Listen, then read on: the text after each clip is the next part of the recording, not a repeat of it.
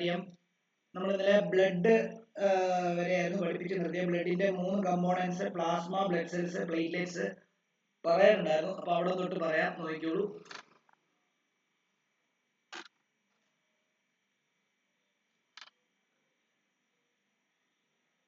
നമ്മുടെ ബ്ലഡ് പ്ലാസ്മയാണ് ആദ്യം പറയാൻ പോകുന്നത്. ബ്ലഡ് പ്ലാസ്മ എഴുതിക്കോളൂ. Blood plasma, blood plasma. This is a light colored fluid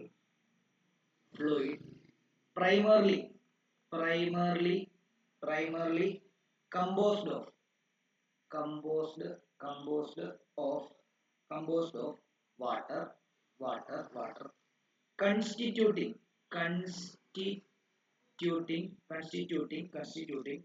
the matrix of blood, of blood. അതായത് ഇവിടെ നമുക്ക് എന്താണ് ഈ ബ്ലഡ് പ്ലാസ്മ എന്ന് പറയുമ്പോൾ ഒരു ലൈറ്റ് കളേർഡ് ആയിട്ടുള്ള ഫ്ലൂയിഡ് ആണ്. അതിനകത്ത് വാട്ടറും അതേപോലെ തന്നെ ബ്ലഡില്, അതായത് ഒരു blood matrix constituting the matrix of blood എന്ന് പറയുമ്പോൾ ബ്ലഡിന്റെ ഒരു കമ്പോണന്റ് ആണ് കേട്ടോ. അപ്പം അതും വാട്ടറും കൂടെ മിക്സ് ചെയ്തിട്ടിരിക്കുന്ന ഒരു അവസ്ഥയിലാണ് ബ്ലഡ് പ്ലാസ്മ ഇരിക്കുന്നത്. അടുത്തത് ബ്ലഡ് സെൽ. പെട്ടെന്ന് എഴുതാൻ, നമുക്ക് ഈ ടോപ്പിക്ക് കുറച്ച് തീർക്കാനുണ്ട്. blood cell. There are 2 main types of blood cell. 2 main type of blood cells. ഒന്ന് RBC, റെഡ് ബ്ലഡ് കോർപ്പസൽസ് എന്നാണ് പറയുന്നത്. നമുക്ക് വേണമെങ്കിൽ എന്താണ്, അതായത് കോർപ്പസൽ എന്ന് വേണമെങ്കിലും പറയാം, സെൽ എന്ന് വേണമെങ്കിലും പറയാം. ശരിക്കും ഉള്ളത് കോർപ്പസൽ എന്നാണ്. അപ്പൊ റെഡ് ബ്ലഡ് കോർപ്പസൽസ് എന്നാണ് പറയുന്നത്. നമുക്ക് വേണമെങ്കിൽ എന്താ വെറും സെല്ലായിട്ട് ഉപയോഗിക്കാം. ഓക്കെ ആണല്ലോ. റെഡ് ബ്ലഡ്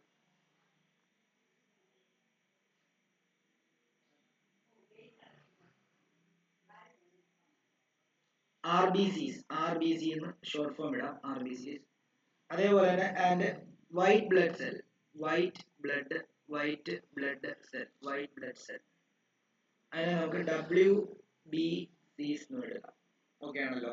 ഓക്കെ, ഇനി നമുക്ക് ഓരോന്നിനെ പറ്റി നമ്മൾ എക്സ്പ്ലെയിൻ ചെയ്യാൻ പോകണം. RBC എന്ന് ഹെഡിങ് കൊടുക്കുക. RBCs എടുക്കുമ്പോൾ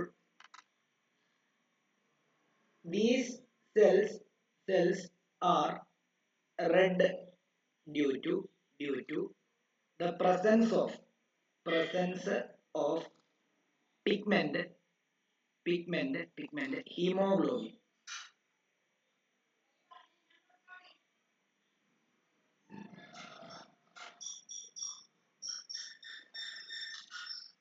Hemoglobin readily binds with oxygen and carbon dioxide, facilitating transport of oxygen, facilitating transport of oxygen.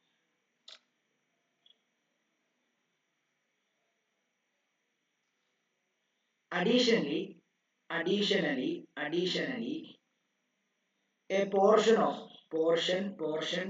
of CO2 is transported through hemoglobin.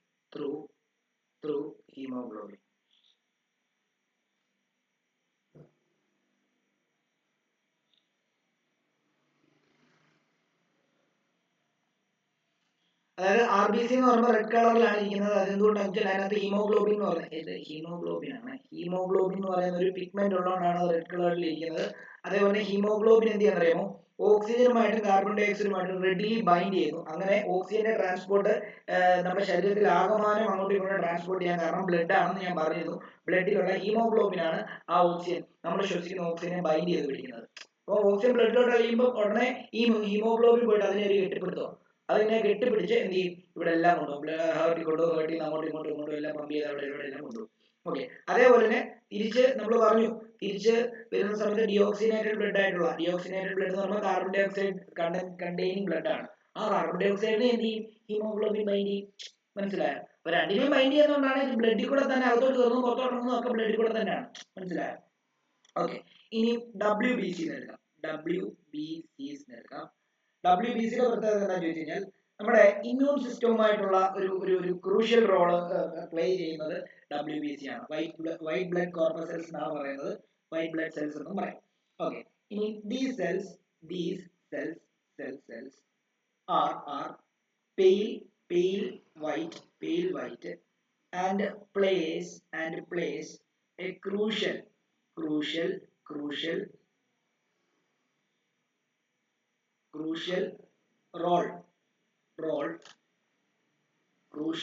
role in the immune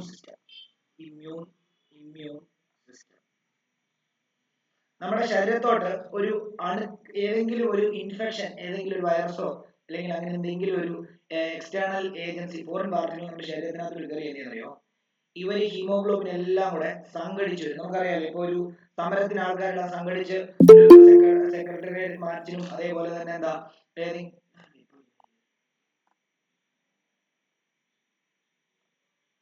അതേപോലെ തന്നെ പോലീസ് സ്റ്റേഷൻ മാർച്ചിനും ഒക്കെ എന്ത് ചെയ്യുന്നത്, ഇപ്പൊ ഓരോ പാർട്ടിക്കാർ ഇങ്ങനെ ഒരുമിച്ച് സംഘടിച്ച് വരത്തില്ലേ, അല്ലെ? ഒരാളെ അടിച്ചു, ഒരു പാർട്ടിയിലുള്ള ഒരാളെ അടിച്ചു, മറ്റേ പാർട്ടിയിലുള്ള ആൾക്കാർ പോയി അടിച്ചു, അപ്പൊ എന്ത് ചെയ്യും? ഈ പാർട്ടിയിലുള്ള ആൾക്കാരെല്ലാം കൂടെ സംഘടിച്ചു എന്ന് അയാളെ അടിക്കത്തില്ലേ? അതേപോലെ തന്നെ ഒരു ഫോറിൻ പാർട്ടികൾ എപ്പോൾ നമ്മുടെ ശരീരത്തിൽ കയറിയാലും ഈ WBC എല്ലാം കൂടെ വാളും പരിചയമൊക്കെ എടുത്തുകൊണ്ട് എന്ത് ചെയ്യും? നേരെ അങ്ങോട്ടേക്ക് പോയിട്ട് അതുമായിട്ട് ഫൈറ്റ് ചെയ്തിട്ട് അതിനെ കൊല്ലും. അങ്ങനെയാണ് നമ്മുടെ ഇമ്മ്യൂൺ സിസ്റ്റത്തിൽ ഇത് നല്ല ഒരു പ്രധാനപ്പെട്ട പങ്ക് വഹിക്കുന്നത് എന്നുള്ള കാര്യം ആലോചിക്കാം. ഓക്കെ. ഇനി അതിനകത്ത് മൂന്നാമത് ഒരു പാർട്ട് ഉണ്ടെന്ന് പറഞ്ഞിരുന്നു, പ്ലേറ്റ്ലെറ്റ്സ് എന്ന് പറയും. പ്ലേറ്റ്ലെറ്റ്സ് എന്താണെന്നറിയോ? ബ്ലഡ് കട്ടി പിടിക്കാൻ വേണ്ടി, കൊയാഗുലേഷൻ. ബ്ലഡ് കട്ടി പിടിക്കുക എന്ന് പറഞ്ഞാൽ നമുക്കറിയാം, ഇപ്പൊ മുറിവ് വരുമ്പോൾ ആ ഭാഗം പെട്ടെന്ന് കട്ട പിടിച്ചില്ല എന്നുണ്ടെങ്കിൽ എന്ത് സംഭവിക്കുന്നറിയോ? മുറിവിനകത്തൂടെ നമ്മുടെ ശരീരത്തുള്ള രക്തം ഫുള്ള് ഊർന്നിറങ്ങി നമുക്ക് മരണം സംഭവിക്കും. ഓക്കെ. അപ്പൊ അത് ഒഴിവാക്കാൻ വേണ്ടിയാണ് നമ്മുടെ പ്ലേറ്റ്ലെറ്റ്സ് പ്രവർത്തിക്കുന്നത് എന്നുള്ള കാര്യം ആലോചിക്കുക. അപ്പം ഇത് എഴുതുക, responsible for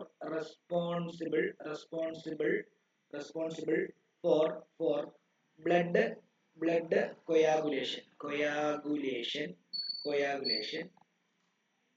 Also platelets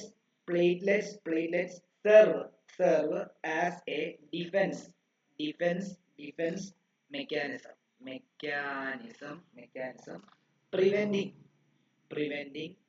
preventing excessive blood loss in the event of an injury. ഒരു ഇഞ്ചുറി വരുന്ന സമയത്ത് അവിടെ ഉണങ്ങത്തില്ലേ, പെട്ടെന്ന് തന്നെ ആ രക്തം അവിടുത്തെ കട്ട പിടിക്കും. അതുകൊണ്ടാണ് കൂടുതൽ രക്തം പുറത്ത് പോകാതിരിക്കുന്നത്. അല്ലെങ്കിൽ എന്ത് ചെയ്യും? നമ്മുടെ ശരീരത്തെ ബ്ലഡ് ഫുള്ള് ഊർന്നിറങ്ങി പോയിട്ട് പ്രശ്നം ഉണ്ടാവും. ഓക്കെ. അതിനുവേണ്ടിയുള്ള പ്രവർത്തനങ്ങളെല്ലാം നടത്തുന്നത് പ്ലേറ്റ്ലെറ്റ്സ് ആണെന്നുള്ള കാര്യം ആലോചിക്കാം. ഇനി നമുക്ക് ലിംഫ് എന്ന് പറയുന്ന ഒരു ബോഡി ഫ്ലൂയിഡ് കൊണ്ട് നമുക്ക് പഠിക്കാനുണ്ട്. നമ്മുടെ ശരീരത്തിലുള്ള ലിംഫ് എന്ന് പറയുന്ന, അത് സെപ്പറേറ്റ് ആയിട്ട് എഴുതുക, LYMPH, ലിംഫ്. അതിനെ പറ്റി എഴുതുക, it resembles blood but lacks RBC. അതായത് ബ്ലഡിനെ പോലെ തന്നെയാണ് ഇരിക്കുന്നത്, പക്ഷെ അതിനകത്ത് RBC ഇല്ല എന്നുള്ള കാര്യം ആലോചിക്കുക. അതേപോലെ തന്നെ ഫോംഡ്, അതെങ്ങനെയാണ് ഫോം ചെയ്തിരിക്കുന്നത്? Formed from leaked fluid in tissue. Lymph is collected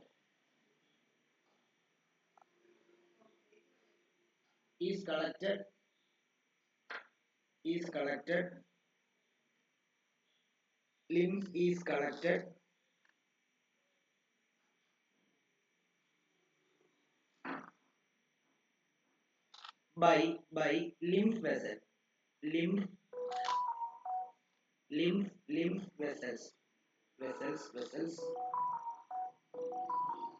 and returns to blood capillaries.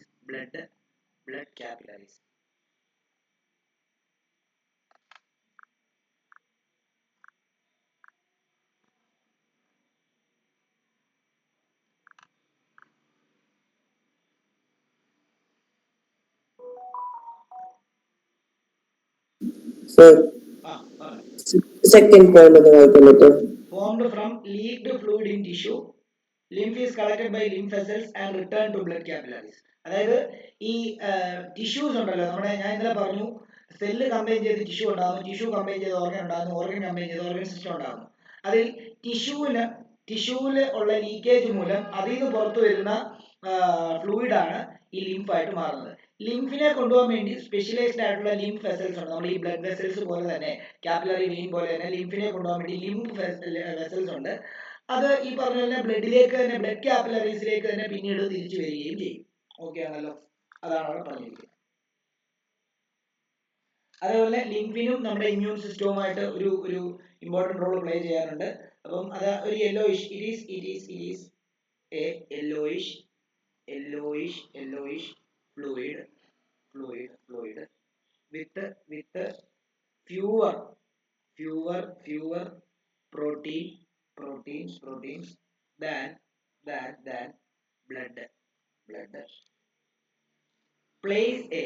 plays a vital role in the immune system. Immune ഒരു യെല്ലോയിഷ് ഫ്ലൂയിഡ് ആണ്. അത് ഈ പറഞ്ഞ പോലെ തന്നെ ബ്ലഡിനേക്കാളും പ്രോട്ടീൻസ് വളരെ കുറവുള്ള ഒരു ഫ്ലൂയിഡ് ആണ്. അതുപോലെ ഇമ്മ്യൂൺ സിസ്റ്റത്തിന് അത് നല്ലൊരു റോൾ പ്ലേ ചെയ്യുന്നുണ്ട് നമ്മുടെ ഇമ്മ്യൂണിറ്റി നിലനിർത്തുന്നതിനായിട്ട്. അടുത്തത് it flows from tissues to the heart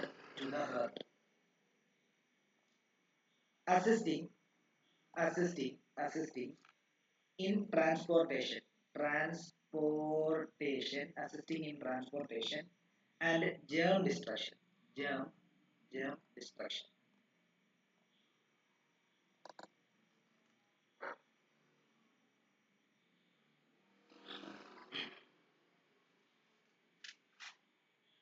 അതായത് ഈ പറഞ്ഞ പോലെ തന്നെ ഇത് നമ്മൾ പറയും ടിഷ്യൂ ലീക്ക് ചെയ്ത് ഉണ്ടാകുന്ന ഫ്ലൂയിഡിനെയാണ് ലിംഫ് എന്ന് പറയുന്നത്. അത് ടിഷ്യൂവിൽ നിന്ന് ഹാർട്ടിലേക്ക് പോവുകയും ട്രാൻസ്പോർട്ടേഷനെ അസിസ്റ്റ് ചെയ്യുകയും ജേർമിനെ ഡിസ്ട്രക്ട് ചെയ്യാൻ വേണ്ടി സഹായിക്കുകയും ചെയ്യുന്നു എന്നുള്ളതാണ് അതിന്റെ. ഇത്രയും പഠിച്ചാൽ ലിംബിനെ പറ്റി ചോദിക്കാൻ സാധ്യതയുള്ള എന്താണ് ക്വസ്റ്റ്യൻസ് ഒക്കെ ഈ ഒരു മോഡലായിരിക്കും.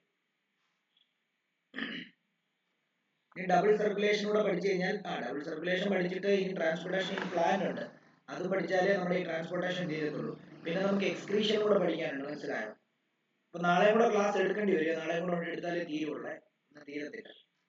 ഓക്കെ, ഇനിവേ നമുക്ക് ആ ഡബിൾ സർക്കുലേഷൻ കൂടെ നോക്കാം. ഡബിൾ സർക്കുലേഷൻ എഴുതിക്കോളൂ. ഡബിൾ സർക്കുലേഷൻ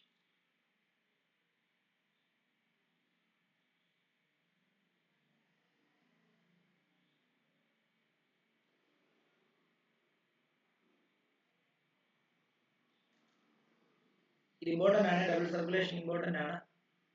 ഡബിൾ സർക്കുലേഷൻ എന്ന് പറഞ്ഞാൽ എന്താണെന്നറിയോ? ഹേർട്ട് ഓക്സിജനേറ്റഡ് ബ്ലഡ് ആണ് ലങ്സിൽ നിന്ന് റിസീവ് ചെയ്യുന്നത്. ഓക്കെ, എന്നിട്ട് അതെന്ത് ചെയ്യുന്നു? പല പാർട്ടിലോട്ടും എന്ത് ചെയ്യുന്നു? പമ്പ് ചെയ്യുന്നു. എന്നിട്ട് അവിടെ നിന്ന് ഡിയോക്സിനേറ്റഡ് ബ്ലഡ് റിസീവ് ചെയ്യുന്നു. അത് നേരെ എന്ത് ചെയ്യുന്നു? അത് എന്താണ്? ലങ്സ് വഴി പുറത്തേക്ക് കളയുന്നു. ഇതാണല്ലോ നമ്മൾ ഇന്നലെ പഠിപ്പിച്ചത്. അപ്പം എഴുതിക്കോ, the heart receives oxygenated blood from the lungs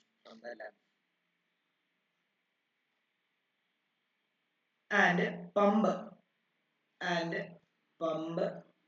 pumps it to various part of the body നമുക്കറിയാം. and then receives it back from receives it back for another circulation. Receives it back for another circulation. Another circulation. Consequently, the blood completes a full round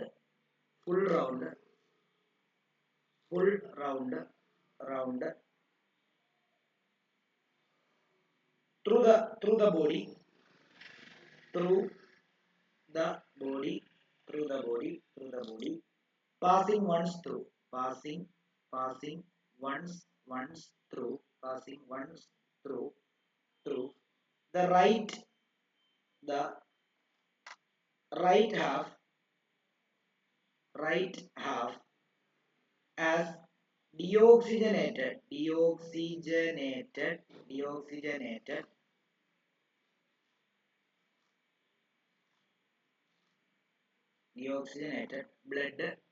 blood and once through left half as oxygenated blood.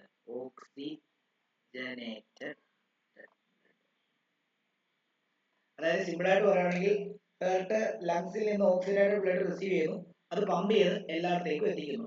അവിടെ നിന്ന് തിരിച്ച് deoxygenated blood വീണ്ടും heart വരുന്നു, അതെന്ത് ചെയ്യുന്നു, തിരിച്ച് ലങ്സിനോട് കൊടുത്തിട്ട് പുറത്തേക്ക് കളയുന്നു കാർബൺ ഡൈ ഓക്സൈഡ്. അപ്പൊ ഇത് 2 തവണ ബ്ലഡ് ഈ പറഞ്ഞ പോലെ തന്നെ നമ്മുടെ ഹൃദയത്തിൽ കൂടെ അങ്ങോട്ടും ഇങ്ങോട്ടും പാസ് ചെയ്യുന്നതുകൊണ്ടാണ് ഡബിൾ സർക്കുലേഷൻ എന്ന് പറയുന്നത്. ഒരു റൈറ്റ് ഹാഫിൽ കൂടെ ഡിയോക്സിനേറ്റഡ് ബ്ലഡ് പോകും, ലെഫ്റ്റ് ഹാഫിൽ കൂടെ ഓക്സിജനേറ്റഡ് ബ്ലഡ് പോകും. ഇതാണ് അവിടെ സംഭവിക്കുന്നത്. ഞാൻ ഓൾറെഡി ഇന്നലെ പറഞ്ഞായിരുന്നു, ആർട്ടറീസ് എല്ലാം ഓക്സിജനേറ്റഡ് ബ്ലഡ് ആണ് സെല്ലിലേക്ക് എത്തിക്കുന്നത്, എക്സെപ്റ്റ് പൾമിനറി ആർട്ടറി. വെയിൻസ് എല്ലാം ഡിയോക്സിജനേറ്റഡ് ബ്ലഡ് ആണ് സെല്ലിൽ നിന്ന് ഹേർട്ടിലേക്ക് തിരികെ എത്തിക്കുന്നത്, except pulmonary vein. Pulmonary vein ലങ്സിൽ നിന്ന് ഹേർട്ടിലോട്ട് ഓക്സിജൻ എത്തിക്കുന്നു. പൾമിനറി ആർട്ടറി ഹേർട്ടിൽ നിന്ന് തിരിച്ച് ലങ്സിലേക്ക് ഡിയോക്സിനേറ്റഡ് ബ്ലഡ് എത്തിക്കുന്നു. ഓക്കെ ആണല്ലോ? അപ്പം ഇതെല്ലാം ആലോചിച്ച് വെക്കുക. ഇതാണ് ഡബിൾ സർക്കുലേഷൻ എന്ന് പറയുന്നത്. ഇനി നമുക്ക് ട്രാൻസ്പോർട്ടേഷൻ ഇൻ പ്ലാന്റ്സ് കൂടെ പഠിച്ചു കഴിഞ്ഞാൽ നമ്മുടെ മൂന്നാമത്തെ ലൈഫ് പ്രോസസ്സും കൂടെ കംപ്ലീറ്റ് ആയി.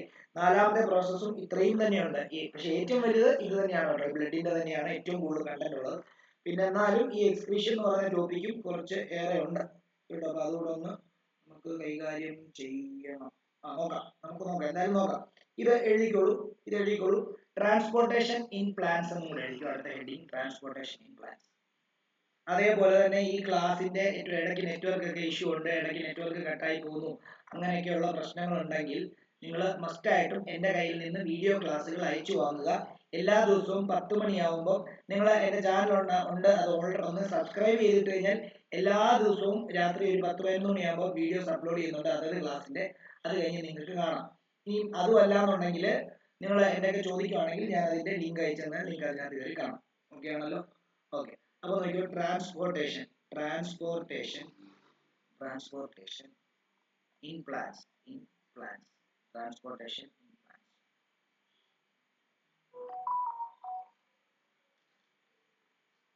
ഒരു ഡോട്ട് ഇട്ടിട്ട്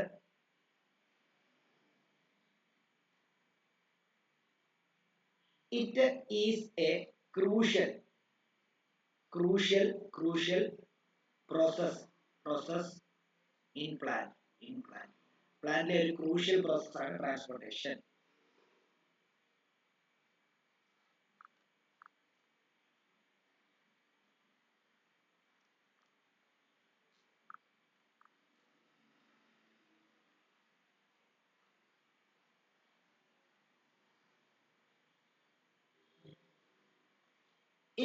It controls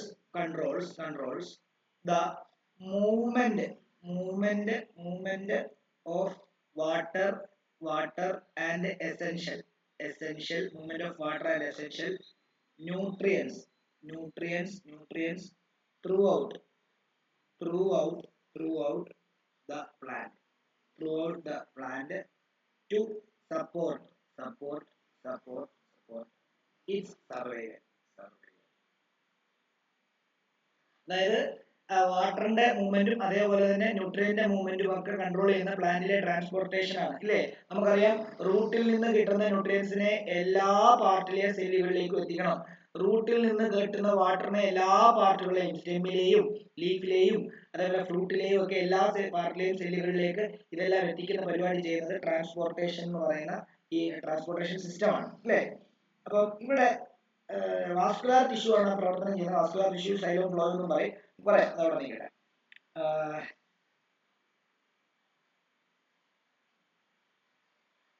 Plants conduct plants conduct the transportation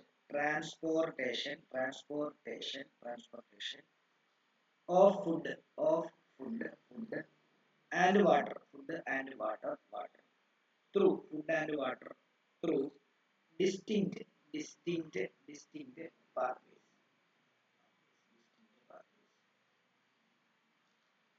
അതായത് പ്ലാന്റ് കടത്തിവിടുന്നതും പ്ലാന്റ് ഫുഡിനെ കടത്തിവിടുന്നതും വാട്ടറിനെ കടത്തിവിടുന്നതും രണ്ട് ഡിസ്റ്റിങ്ക്ട് പാത്വേയിലാണ്. അതിൽ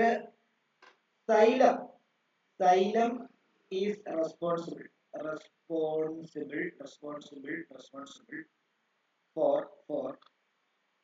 transporting water.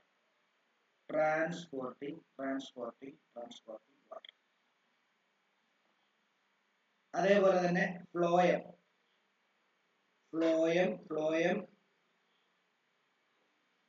is responsible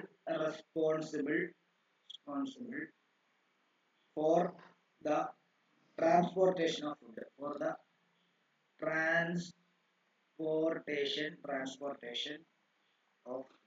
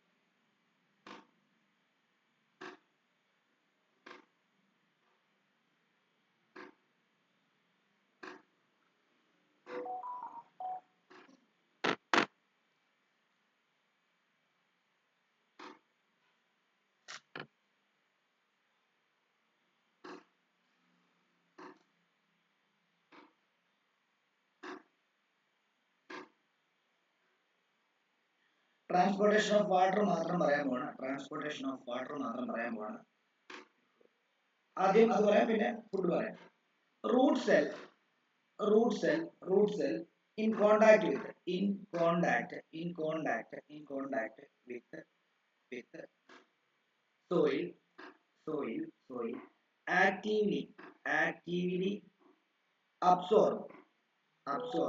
soil actively absorb ions establishing a concentration difference between the root and the soil,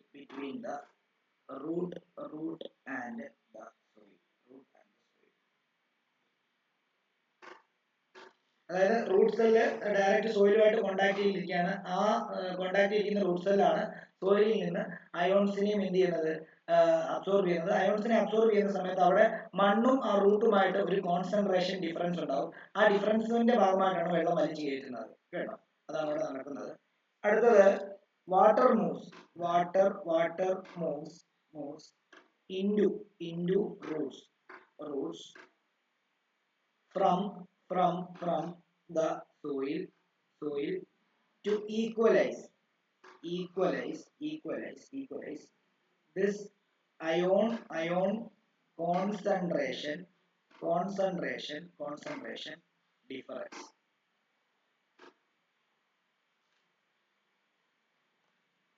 അതായത് കൃത്യമായിട്ട് പറയുകയാണെങ്കിൽ ഞാൻ പറയട്ടെ, വെള്ളത്തിനകത്ത് ഒത്തിരി അയോൺസ് ഉണ്ട്, പ്ലാന്റ്സിന് വേണ്ട ഒത്തിരി ന്യൂട്രിയൻസ് ഉണ്ട്. അപ്പം വെള്ളത്തിന്റെ സോയിലിനകത്ത് ഒത്തിരി ന്യൂട്രിയൻസ് ഉണ്ട്. ആ സോയിലിനകത്തെ ന്യൂട്രിയൻസിന്റെ അയോൺസ് എല്ലാം ഈ റൂട്ട് സെല്ല് വലിച്ചെടുക്കും. അപ്പൊ റൂട്ട് സെല്ല് വലിച്ചെടുക്കുമ്പോൾ എന്ത് സംഭവിക്കുന്നറിയോ, ആ റൂട്ട് സെല്ലിനകത്തൊക്കെ അയോണിന്റെ കോൺസെൻട്രേഷൻ കൂടും, സോയിലിനെക്കാട്ടിലും കൂടും. അപ്പൊ സോയിലിനെക്കാട്ടിലും കൂടുമ്പോൾ അവിടെ കോൺസെൻട്രേഷൻ ഡിഫറൻസ് ഉണ്ടാവും. അത് വീണ്ടും സോയിലിന്റെ പോലെ ബാലൻസ് ആക്കാൻ വേണ്ടി സോയിലിൽ നിന്ന് വെള്ളം കൂടെ നമുക്കറിയാം. കൂടുതൽ ഇപ്പോൾ ഒരു ആസിഡ് എടുത്തിട്ട് അതിനകത്ത് വെള്ളം ഒഴിക്കുകയാണെങ്കിൽ അത് ഡൈല്യൂട്ട് ആയിപ്പോകും. മനസ്സിലായോ? നോർമൽ ഒരു വാട്ടറിന് തുല്യമായിട്ട് ആക്കാൻ നമുക്ക് പറ്റും. കുറച്ച് ആസിഡ് എടുത്തതിനകത്ത് ഒരു 2 കപ്പ് വെള്ളം ഒഴിച്ചു കഴിഞ്ഞാൽ അത് എന്തായി പോകും, അത് ഡൈല്യൂട്ട് ആയിട്ട് പച്ചവെള്ളത്തിന് സമമായി പോകും. ശരിയല്ലേ? അതിന്റെ pH-ന് വ്യത്യാസം ഉണ്ടാവും. അതേപോലെ തന്നെ അയോൺസിനെ എല്ലാം വലിച്ചെടുക്കുമ്പോൾ അയോണിന്റെ കോൺസെൻട്രേഷൻ കൂടും റൂട്ടിനകത്ത്.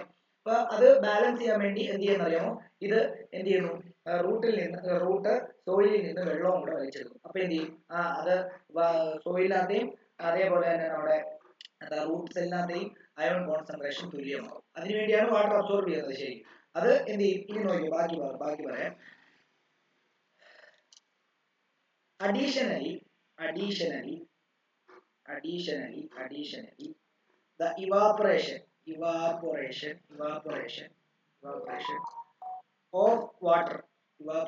of water molecules from leaf cells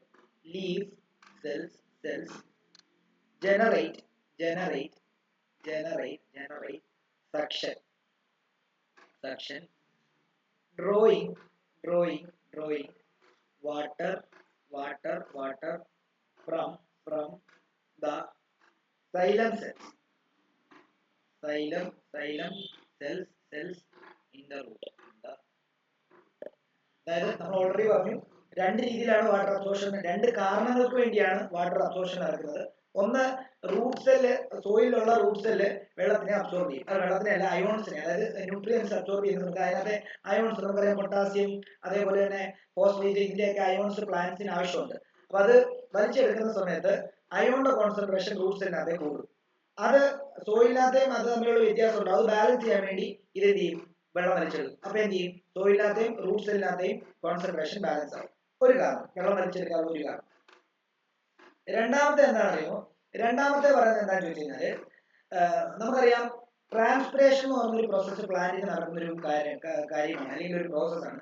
അത് പ്ലാന്റിന്റെ ലീഫിൽ നിന്ന് വെള്ളം ചുമ്മാ ഇങ്ങനെ നഷ്ടപ്പെട്ടുകൊണ്ടേയിരിക്കും. നിങ്ങൾ അതിരാവിലെയൊക്കെ എടുത്ത്, നിങ്ങൾ അതിരാവിലെ എന്ന് പറയുമ്പോൾ ഒരു 7 മണിയൊക്കെ ആകുമ്പോൾ നിങ്ങൾ പോയി നിങ്ങളുടെ വീട്ടിലെ ചെടികളൊക്കെ നോക്കണം. അതിലൊക്കെ ഒരു വെള്ളത്തുള്ളികൾ കാണും.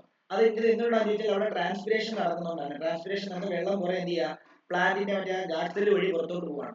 മനസ്സിലായോ? പുറത്തോട്ട് പോവാണ്. അപ്പൊ അതുകൊണ്ട് തന്നെ ആ പുറത്തോട്ട് പോകുന്ന സമയത്ത് എന്ത് സംഭവിക്കുന്നു, സ്ട്രോയിന്ന് നമ്മൾ ചുണ്ടിനകത്ത് സ്ട്രോ വെച്ചിട്ട് ജ്യൂസ് വലിച്ചു കുടിക്കുമ്പോൾ എന്ത് അവിടെ സക്ഷൻ ഉണ്ടാകുന്നത്. നമ്മൾ ഇവിടെ, അതായത് നമ്മുടെ വായിക്കകത്ത് പ്രഷർ കൊടുത്തിട്ട് നമ്മൾ വലിച്ചെടുന്ന് എന്താണ്, ജ്യൂസിനെ വലിച്ചകത്തോട്ട് കയറ്റുവാണ്. ഇതേപോലെ തന്നെയാണ് അവിടെ നടക്കുന്നത്. ലീഫിലെയൊക്കെ വെള്ളം നഷ്ടപ്പെട്ടു പോകുമ്പോൾ ഈ സോയിലെ വെള്ളത്തിനെ എന്ത് ചെയ്യും, ഈ സൈലം സെല്ലിലേക്ക് വലിച്ചെടുക്കും. മനസ്സിലായി? എന്നിട്ട് ആ സൈലം സെല്ല് വഴി ഇത് വീണ്ടും എന്ത് ചെയ്യും, ലീഫിലും ബാക്കിയുള്ള സ്റ്റെമ്മിലും ബാക്കി പാർട്ടിലും എന്ത് ചെയ്യുന്നത്. ഇങ്ങനെ രണ്ട് രീതിയിലാണ് വെള്ളത്തിനെ അബ്സോർബ് ചെയ്യുന്നത്. അല്ലെ 2 കാരണങ്ങൾക്ക് വേണ്ടിയാണ് വെള്ളത്തിനെ അബ്സോർബ് ചെയ്യുന്നത് എന്നുള്ള കാര്യം ആലോചിച്ചേക്കാം. ഓക്കെ, ഇനി ട്രാൻസ്പിറേഷൻ എന്ന് പറഞ്ഞൊരു പ്രോസസ്സ് പഠിക്കാൻ വേണ്ടി, ട്രാൻസ്പിറേഷൻ എന്താണ് ട്രാൻസ്പിറേഷൻ? ട്രാൻസ്പിറേഷൻ എന്ന് പറഞ്ഞാൽ പറഞ്ഞു, ഈ പ്ലാന്റിന്റെ ലീഫിൽ നിന്നൊക്കെ വെള്ളം നഷ്ടപ്പെട്ടു പോകുന്നതിനാണ് ട്രാൻസ്പിറേഷൻ എന്ന് പറയുന്നത്. അതായത് ലോസ് ഓഫ്, ഒരു ഡോട്ട് എഴുതുക, loss of water from the aerial part of the plant. എന്താണ്, പ്ലാന്റ് പാർട്ടിന്റെ ഏരിയൽ പാർട്ടിൽ നിന്ന്, അതായത് ലീഫ് പോലത്തെ എന്താണ് അങ്ങനെയുള്ള പാർട്ടിലെ എന്താണ് ഏരിയൽ പാർട്ട് എന്ന് പറഞ്ഞാൽ എന്താ പറയുക, മുകളിലുള്ള aerial means anything which is എന്താണ് സിറ്റുവേറ്റഡ് ഇൻ എയർ, അതാണ് ഉദ്ദേശിക്കുന്നത്. അപ്പൊ പ്ലാന്റിൽ റൂട്ട് താഴെയും സ്റ്റെമ്മും ലീഫും ഒക്കെ മുകളിലും. അപ്പൊ അവിടെ നിന്ന് ആ പാർട്ടുകളിൽ നിന്നൊക്കെ എന്താണ് വെള്ളം ലോസ് ആയി പോകുന്ന പ്രോസസ്സിനെയാണ് നമ്മൾ ട്രാൻസ്പിറേഷൻ എന്ന് പറയുന്നത്. ഓക്കെ, അപ്പം ഈ പ്രോസസ്സ് ട്രാൻസ്പിറേഷൻ നടക്കുന്നത് കൊണ്ടും കൂടെയാണ് റൂട്ട് എന്ത് ചെയ്യുന്നത്, മറ്റേ സ്ട്രോയിൽ നിന്ന് വെള്ളം വലിച്ചെടുക്കുന്ന പോലെ റൂട്ട് എന്ത് ചെയ്യുന്നത്, മുകളിൽ ഒരു വലിവ് ഉണ്ടാകുമ്പോൾ വെള്ളം മുഴുവൻ നഷ്ടപ്പെട്ടു പോകുമ്പോൾ താഴെ നിന്നുള്ള വെള്ളത്തിനെ ഫുള്ള് മുകളിലോട്ട് വലിച്ചെടുക്കും. സ്ട്രോയുടെ എഫക്റ്റ് ആണ് അവിടെ ഉണ്ടാകുന്നത്. അതിനുവേണ്ടിയാണെന്നുള്ള കാര്യം കൂടെ നിങ്ങളൊന്ന് ആലോചിക്കാം. ഓക്കെ ആണല്ലോ? അപ്പം this process aids in the absorption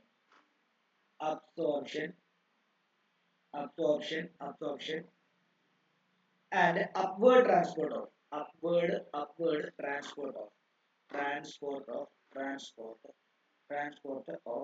water and dissolved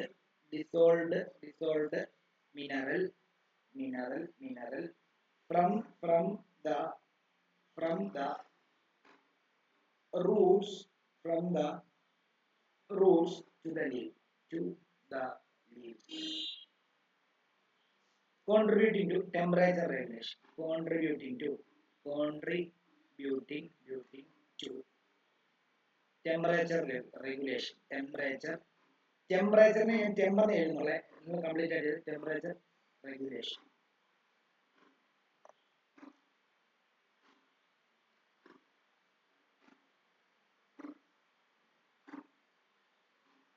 sir ലെഫ്റ്റിലേക്ക് പോകാമോ? മുകളിലോട്ടോ? ലെഫ്റ്റിലേക്ക്.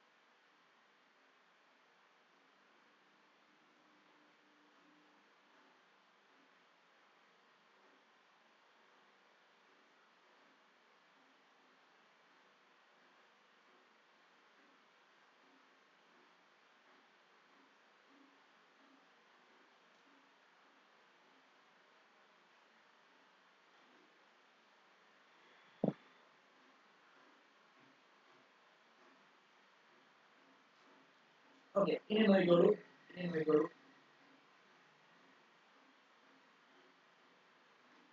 ട്രാൻസ്പോർട്ടേഷൻ ഓഫ് വാട്ടർ മാത്രമേ പഠിച്ചിട്ടുള്ളൂ. അടുത്ത ട്രാൻസ്പോർട്ടേഷൻ ഓഫ് ഫുഡ്, അത് ഫ്ലോയമാണ് നടത്തുന്നത്.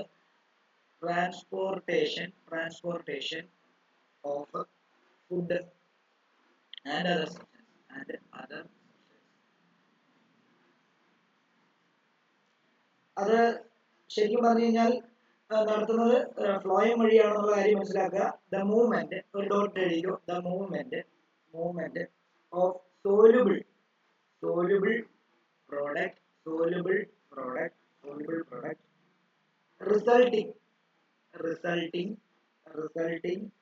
from the photosynthesis is termed as translocation.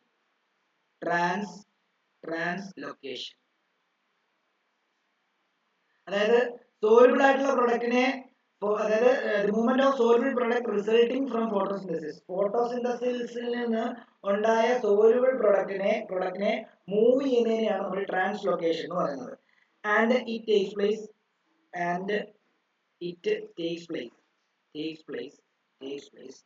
in phloem.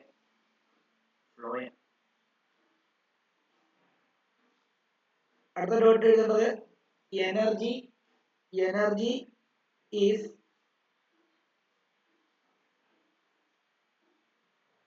energy is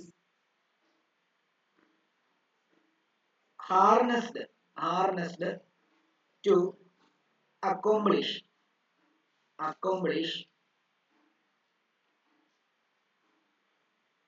translocation in phloem.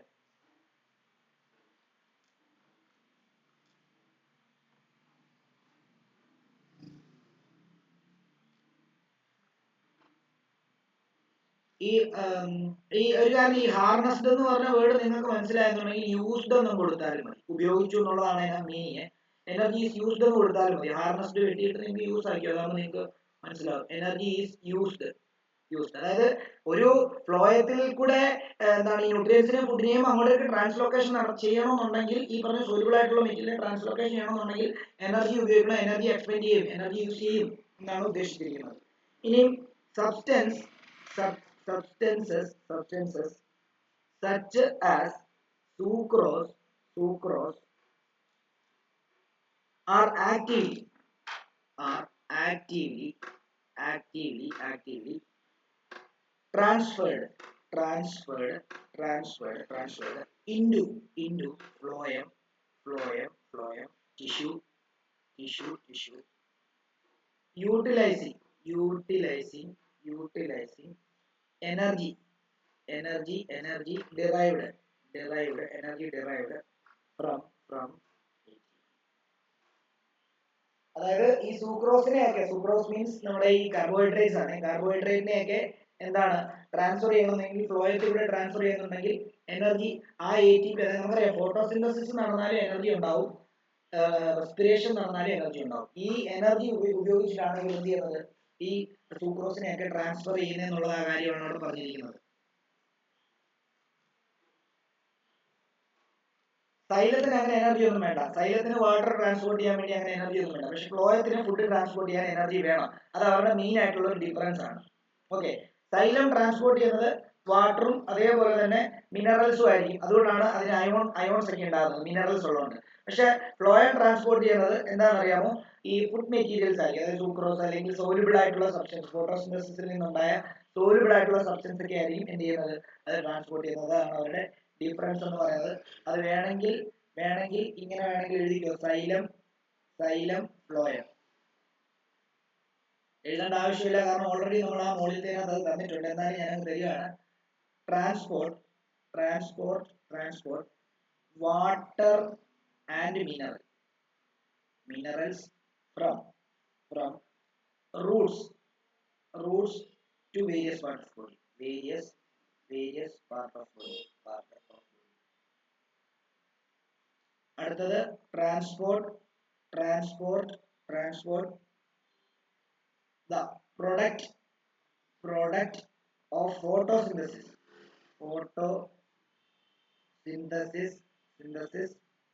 from the leavesലാണല്ലോ photosynthesis നടക്കുന്നത്, leaves to other part of the plant. അടുത്തത് ഇത് energy വേണ്ട, no energy is used. ഇവിടെ energy is used. ഇവിടെ energy വേണം, കാരണം food മെറ്റീരിയലിനെ transport ചെയ്യണം, ട്രാൻസ്ലൊക്കേറ്റ് ചെയ്യണം, അതിനെ ട്രാൻസ്ലൊക്കേഷൻ ആവുന്നത്, അതിന് എനർജി വേണം. Energy is used from ATP. ഇത്രയേ ഉള്ളൂ നമ്മുടെ ട്രാൻസ്പോർട്ടേഷൻ തീർന്നു. ഇനി നമുക്ക് എക്സ്ക്രീഷനും കൂടെ ഉള്ളൂ പഠിക്കാൻ.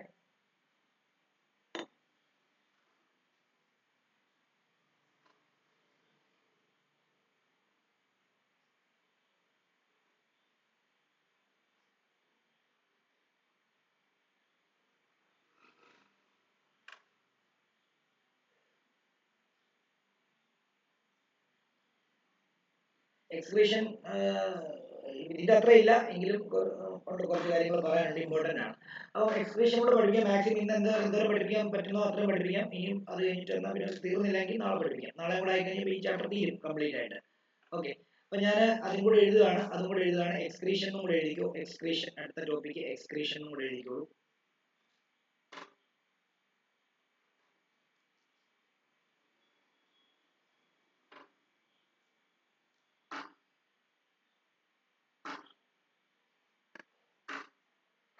എക്സ്ക്രീഷൻ എന്ന് പറഞ്ഞു കഴിഞ്ഞാൽ അതിലൊരു ഡോട്ട് എഴുതി ഒരു കാര്യം കൂടെ എക്സ്ട്രാ എഴുതാം.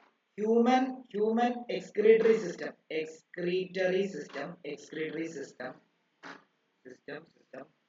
consists of a pair of kidney എന്നോ അല്ലെങ്കിൽ 2 kidney എന്നോ എഴുതാം. 2 kidneys 2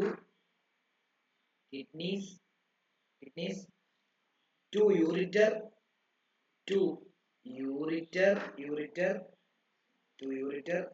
a urinary bladder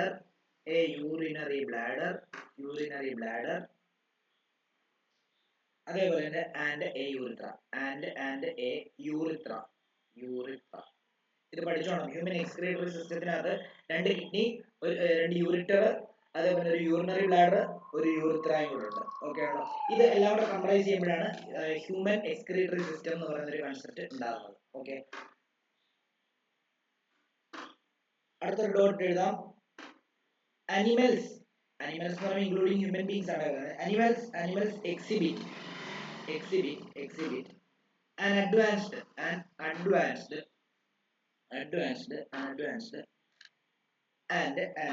specialized advanced and specialized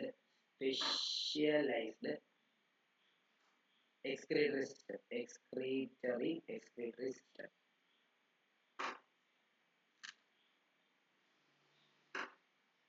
In contrast,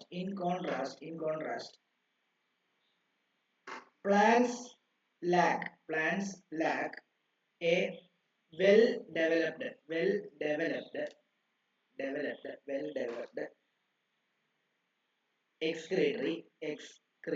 excretory system similar to that of animal. Plants ന് well defined ആയിട്ടുള്ള excretory system ഇല്ല, animals ന് well defined ആയിട്ടുള്ള excretory system ഉണ്ട് എന്നുള്ളതാണ് പറയുന്നത്. To that of animals. അതേപോലെ തന്നെ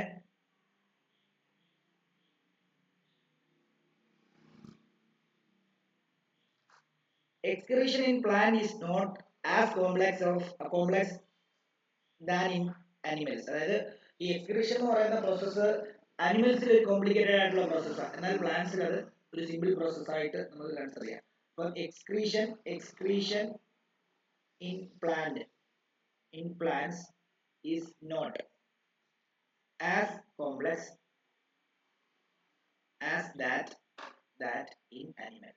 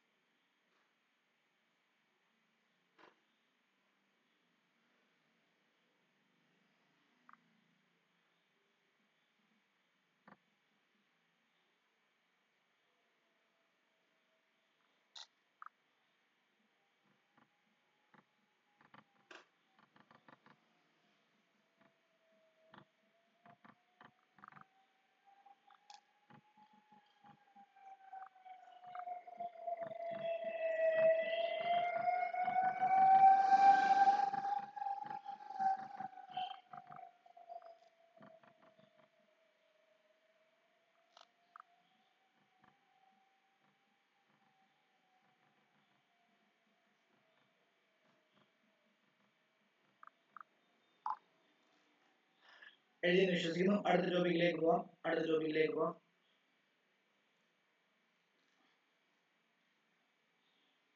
ഹ്യൂമൻ അല്ല, each kidney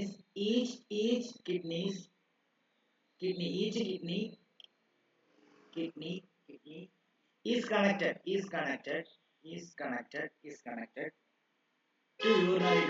to urinary bladder by a tube called ureter. അടുത്ത ഡോട്ട് എഴുതേണ്ടത് urine is gathered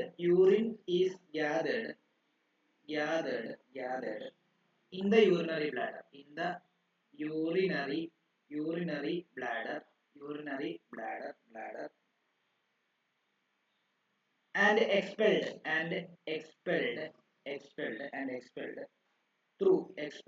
through urethra expelled through urethra.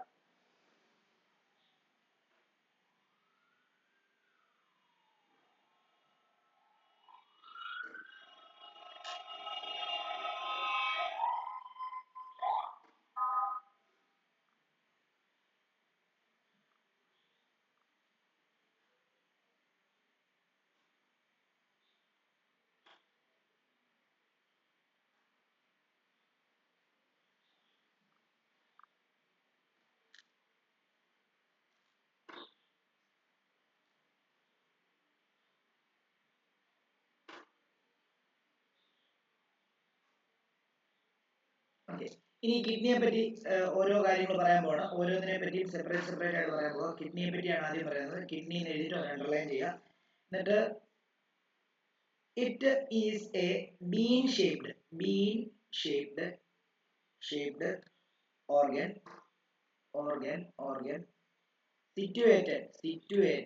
organ situated near the vertebral column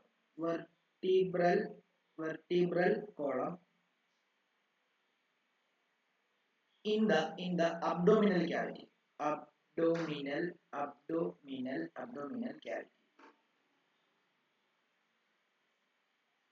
അത് ആദ്യത്തെ ഡോട്ട് ആയിട്ട് എഴുതുക. രണ്ടാമത്തേത് comprising of numerous filtering units വളരെ important ആയിട്ടുള്ള കാര്യമാണ് പറയുന്നത്. filtering units known as nephrons.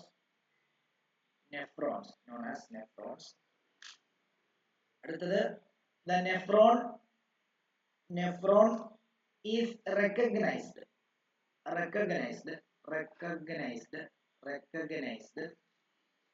the functional unit of kidney.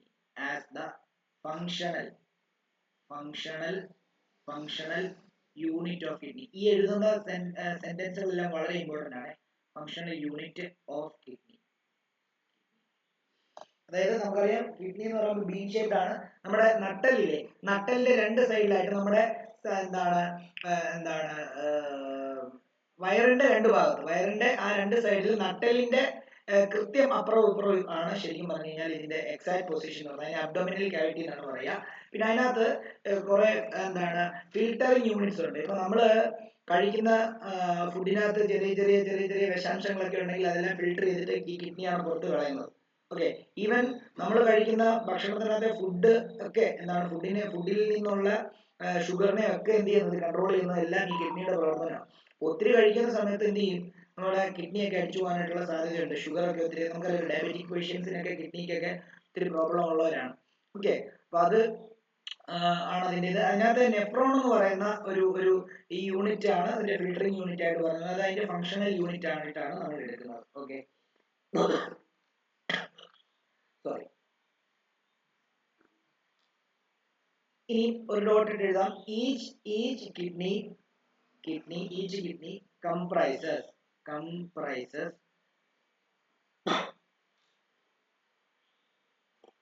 of millions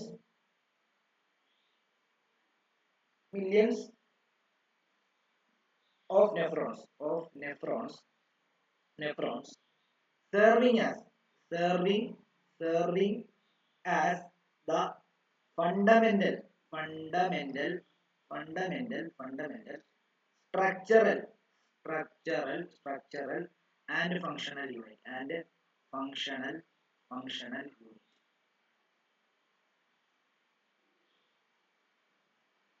അടുത്തത് a nephron consists of two parts. Nephron consists of two parts. ഒന്ന് Malpighian body and renal tube. Two parts. ഒരു star ഇട്ടിട്ട് Malpighian body. അതേപോലെ തന്നെ രണ്ടാമതൊരു star ഇട്ടിട്ട് renal tube. Renal tube അല്ല, renal tubule ആണ്. നെഫ്രോണിനകത്തെ രണ്ട് പാർട്ടാണ് മാൽപീജിയൻ ബോഡിയും റീനൽ ട്യൂബും. അത് മസ്റ്റായിട്ടും പഠിക്കണം. ഇനി ഇവരുടെ പ്രത്യേകത എന്താണെന്ന് നോക്കാം. ദ മാൽപീജിയൻ ബോഡി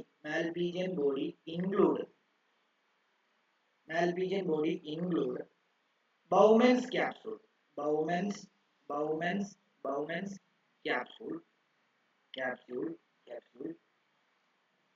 അതെന്താ ചോദിച്ചു കഴിഞ്ഞാൽ എ cup like structure ആണ്.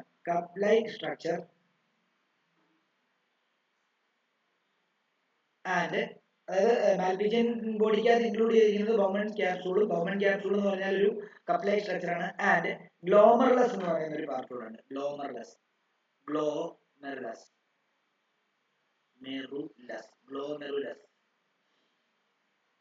ഗ്ലോമർലസും പിന്നെ അതേപോലെ തന്നെ എന്താണ് കുറച്ച് കാപ്പിലറീസ് ഉണ്ട്. പിന്നെ ഫോർമേറ്റഡ് എ ക്ലസ്റ്റർ ഓഫ് കാപ്പിലറീസ്. ഗ്ലോമർലസ് എന്ന് പറഞ്ഞാൽ ക്ലസ്റ്റർ ഓഫ് കാപ്പിലറീസ് ആണ്. A cluster of capillary.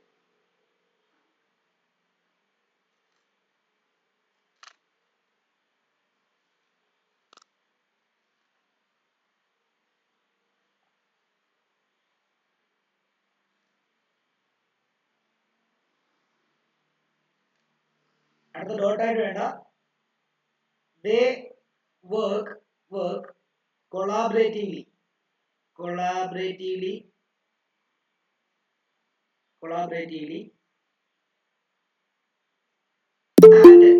and filter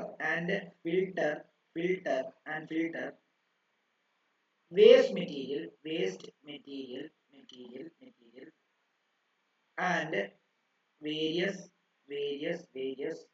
useful substance.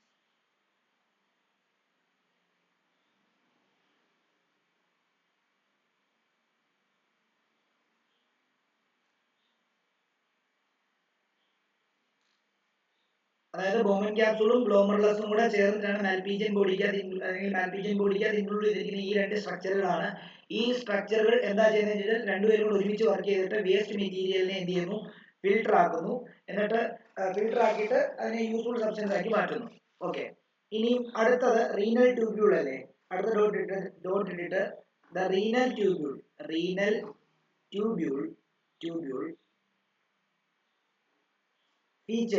features three region അതിന് മൂന്ന് റീജിയൻ ഉണ്ട്. ഒന്ന് പ്രോക്സിമൽ കൺവല്യൂട്ടഡ് ട്യൂബ്യൂളും ഇത് പഠിച്ചോണേ. Convoluted ട്യൂബ്യൂളും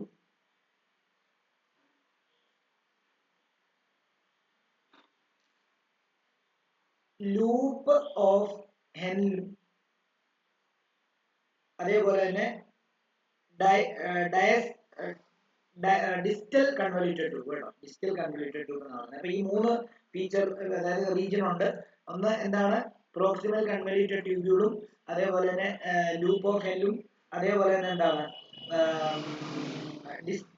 distal convoluted ട്യൂബ്യൂള്. അതുകൊണ്ടൊന്ന് എഴുതാം. എന്നിട്ട് അത് ഇങ്ങോട്ടേക്ക് ഒന്ന് എഴുതാം.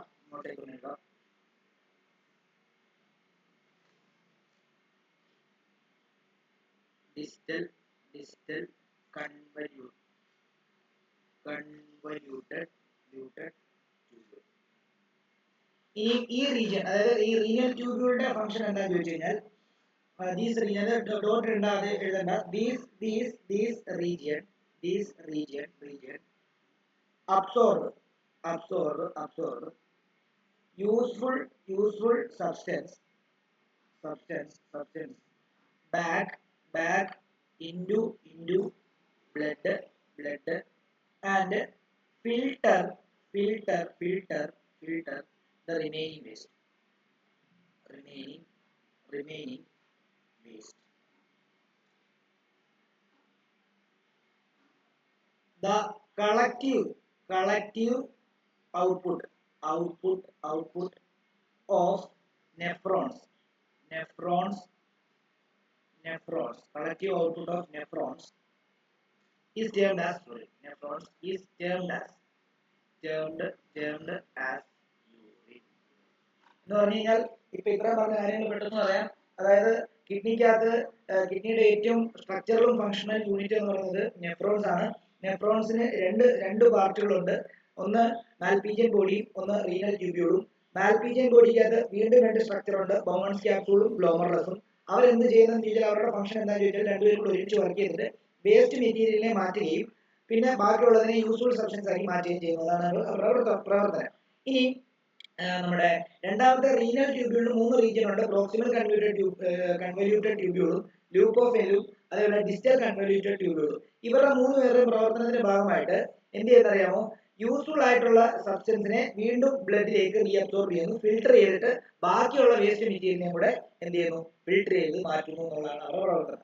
ഇവരുടെ എല്ലാ കളക്റ്റീവ് പ്രവർത്തനത്തിന്റെ ഭാഗമായിട്ട് ബാക്കി വരുന്ന സാധനമാണ് യൂറിൻ എന്ന് പറയുന്നത്. അതാണ് നമ്മൾ എന്ത് ചെയ്യുന്നത്, യൂറിനേറ്റ് ചെയ്ത് പുറത്തു കളയുന്നത്. ഓക്കെ ആണോ?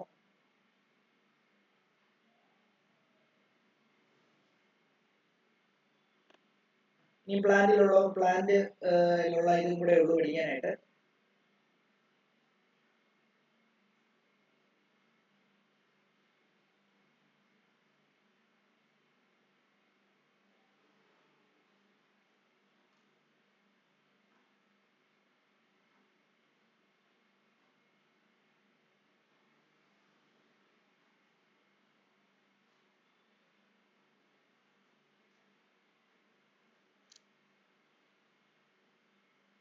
ഓക്കെ, അങ്ങനെയാണ് നമുക്കൊരു കാര്യം നമുക്ക് ഇവിടെ ഇങ്ങനെ നിർത്താം. നമുക്കിനി ഹീമോഡയാലിസിസ് എന്ന് പറയുന്ന ഒരു പ്രോസസ്സും അതേപോലെ എക്സ്ക്രീഷൻ പ്ലാന്റിലൂടെ നമുക്ക് ഇതിനകത്ത് പഠിക്കാനുള്ളൂ. നമുക്ക് നാളെ ഒരു 15 മിനിറ്റ് മതിയാവും. ഞാനൊരു കാര്യം ചെയ്യാം, ഞാൻ അതിന്റെ നോട്ട് അങ്ങോട്ടേക്ക് അയച്ചു തരാം. അതായത് ഇത് ഇത്രയും കഴിഞ്ഞിട്ട് എഴുതാനുള്ള നോട്ട് ഞാനിപ്പം ഗ്രൂപ്പിലോട്ട് ഇടാം. ആ നോട്ട് എഴുതി എടുത്തിട്ട് നാളെ ക്ലാസ്സിന് കയറാവും. അപ്പൊ നാളെ അത് എന്താണ് നോട്ട് എഴുതി എടുക്കുമ്പോൾ ഞാനത് പെട്ടെന്ന് പറഞ്ഞു പോവുകയും നമുക്ക് ക്ലാസ് ഇതാക്കിയിട്ട് പുതിയൊരു ചാപ്റ്റർ നാളെ തന്നെ സ്റ്റാർട്ട് ചെയ്യാം. ഒന്നെങ്കിൽ മാത്സ് എടുക്കാം അല്ലെങ്കിൽ ബയോളജി തന്നെ എടുക്കാം. ഓക്കെ, നമുക്ക് തൽക്കാലം ഇന്നത്തേക്ക് ഇങ്ങനെ എടുക്കാം. ഞാൻ നോട്ട്